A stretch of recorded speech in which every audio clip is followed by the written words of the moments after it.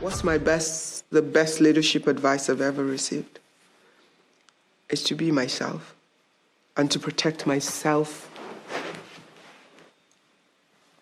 from not changing from being me. To be the leader in the nature of my person. Because sometimes we think that when we get into a particular kind of office, we need to be something else other than who we are. That there's a picture of who we should be in an office like that. You know, and in my leadership experience, I mean, as the first female chair of the oldest financial institution in West Africa, I became chair at 122 years after the bank had been founded. Now it's a 127 years old institution. I was chair for 5 years and 4 months, and I'd been on the board for a few years before then. There was no prerequisite of how to be chair of a very patriarchal institution that never had a female chair. The only thing I could be was me and do it my way. And that I did. And so learning to be comfortable as me and not wanting to be a boss. And as me, I was very playful, very open. I didn't know how to have the stern, manly, bossy face. And I didn't want to become dark and boring and stiff as chairman of a bank.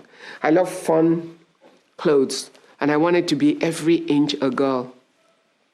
So I wanted to be the color at the table.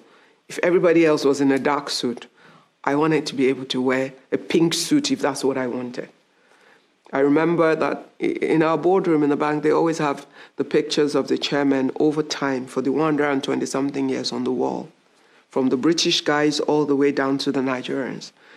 And so when the first girl picture was going to get on, they put me there in some pale blue doll.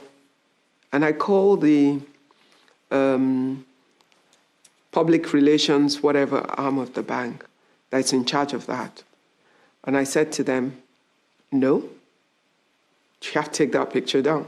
And they're like, what? I want one in a pink dress. So if the girls go up for the first time, they're going to go there in color. And I learned to be totally comfortable as myself. It was the best advice I ever got. I learned to laugh and play with the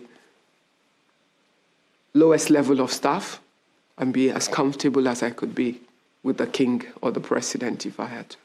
Something I learned from my father too. He knew how to abound and how to abase. He was as comfortable at the gate as he was in the palace. And that's something that I've held on to, about life. Because every human being is the same. We might have a title or an office for a season, but at the end of the day, it's the humanity that counts. And setting yourself free to be you, it's so liberating, you can't even begin to imagine. And the tendency is in our office, you want to get boxed and made into something other than yourself. I can't even imagine myself in that box. So, he whom the Son has set free is free indeed. So, biggest advice, be free in your leadership position.